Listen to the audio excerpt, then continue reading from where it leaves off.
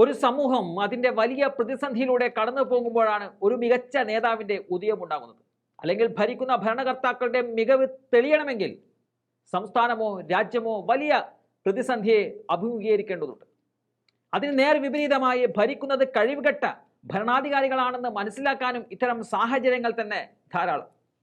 മണിപ്പൂർ മുഖ്യമന്ത്രി ഈ അവസാനം പറഞ്ഞ കഴിവുകെട്ട ഭരണാധികാരിയുടെ ലിസ്റ്റിൽ വരുമെന്നത് നിസ്സംശയം പറയാൻ സാധിക്കും. കലാപത്തിന്റെ പിടിയിലേക്ക് മണിപ്പൂർ മാറിയിട്ട് 1 വർഷവും 4 മാസവും പിന്നിട്ടിരിക്കുകയാണ്.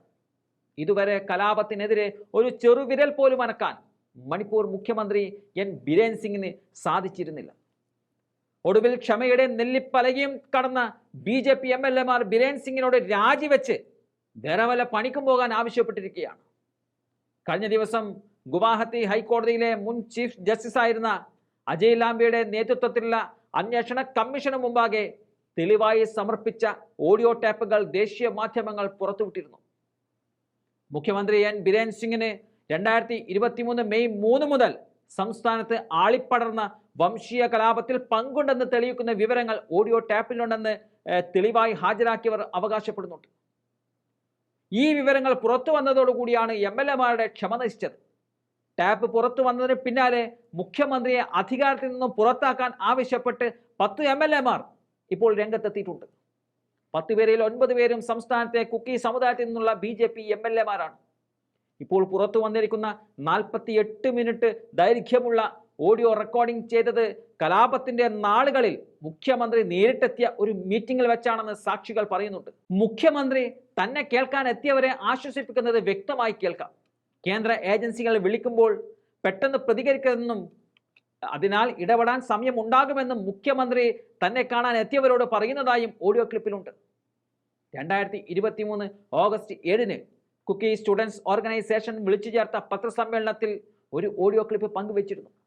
കലാപനാളുകളിൽ പക്ഷപാതപരമായി ഒരു മീറ്റിംഗിൽ മുഖ്യമന്ത്രി സംസാരിച്ചു കൊണ്ടിരിക്കുന്ന ശബ്ദ ശകലങ്ങളായിരുന്നു അതിലുണ്ടായിരുന്നത്. ഇത് പിന്നീട് നിരവധി സോഷ്യൽ മീഡിയ ഹാൻഡിലുകളും പങ്കുവെക്കപ്പെട്ടിട്ടുണ്ട്. അതേ രാത്രി തന്നെ മണിപ്പൂരിൽ സർക്കാർ പുറത്തിറക്കിയ പ്രസ്താവനയിൽ മുഖ്യമന്ത്രിയുടെ ശബ്ദമാണ് ഓഡിയോ ക്ലിപ്പിലെന്ന വാദം നിഷേധിച്ചിരുന്നു. റെക്കോർഡിംഗ് വ്യാജമായി കെട്ടിച്ചമച്ചതാണെന്നും അതിൽ പറയുന്നുണ്ട്. എന്നാൽ മുഖ്യമന്ത്രി അന്നത്തെ യോഗത്തിൽ സംസാരിക്കുന്ന കാര്യങ്ങൾ തന്നെയാണ് ടാപ്പിലുള്ളതെന്ന് യോഗത്തിൽ പങ്കെടുത്ത ചിലരും പിന്നാലെ വെളിപ്പെടുത്തുകയും ചെയ്തിട്ടുണ്ട്. കേന്ദ്ര ആഭ്യന്തരമന്ത്രി അമിത്ഷായെ തള്ളിപ്പറയുകയും ചെയ്യുന്ന മുഖ്യമന്ത്രിയുടെ ശബ്ദമടങ്ങിയ ഓഡിയോ ക്ലിപ്പും പുറത്തുവിട്ടതിന്റെ കൂട്ടത്തിലുണ്ട്. അമിത്ഷായുടെ ഉത്തരവുകൾ അവഗണിച്ചതിനെക്കുറിച്ചും സംസ്ഥാന പോലീസിന്റെ ആയുധ ശേഖരത്തിൽ നിന്നും ആയിരക്കണക്കിന് മാരകായുധങ്ങൾ മോഷ്ടിച്ചവരെ സംരക്ഷിച്ചതിനെക്കുറിച്ചും മുഖ്യമന്ത്രി പറയുന്നതും വ്യക്തമായി കേൾക്കാം. 2023 മെയ് 20 അമിത്ഷാ മണിപ്പൂരിൽ നടത്തിയ ത്രിദിന സന്ദർശനത്തെക്കുറിച്ചാണ് ശബ്ദ സന്ദേശത്തിൽ പരാമർശിക്കുന്നത്. അന്നത്തെ സംസ്ഥാന DGP സ്റ്റേറ്റ് കേഡറിൽ നിന്നുള്ള 1987 ബാച്ച് IPS ഉദ്യോഗസ്ഥനായ P. ഡുംഗലായിരുന്നു. ഡുംഗൽ കുക്കി സമുദായത്തിൽപ്പെട്ടയാളാണ്. ഷായുടെ സന്ദർശനത്തിന് തൊട്ടു പിന്നാലെ 2023 ജൂണിൽ ഡുംഗലിനെ ഓഫീസർ ഓൺ സ്പെഷ്യൽ ഡ്യൂട്ടി ചുമതലയിലേക്കും മുഖ്യമന്ത്രി നിയമിച്ചിരുന്നു.